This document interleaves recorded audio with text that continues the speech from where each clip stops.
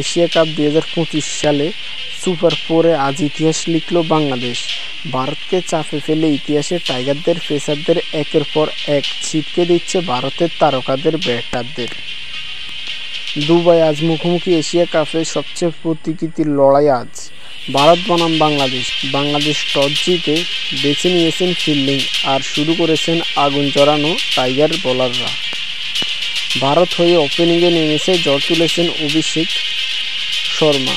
মাত্র 37 বলে 75 রান চোখ জুড়ানো ইনিংস খেলেন তিনি। 4 ছক্কা ফুলঝুরি শেষ করেন তিনি।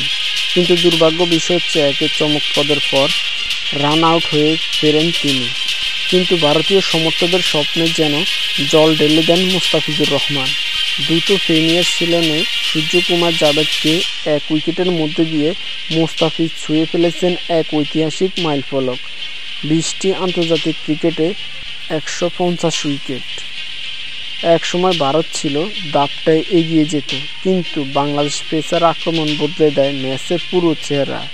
শুভমান গিলকে আউট করে রিশাদ হোসেন আরও 10 বলতেই ডুবে গেল ব্যাটাররা হয়ে পড়লেন নীরব। এখন প্রশ্ন একটাই, টাইগারদের এই দুর্দান্ত বোলিং কীভাবে ভারতকে হারাতে পারবে, নাকি শেষ ওভারে ঘুরে যাবে ম্যাচের মোড়? শেষ পর্যন্ত কে জিতবে, বাংলাদেশ নাকি ভারত? কমেন্টে জানান আপনার মূল্যবান মতামত।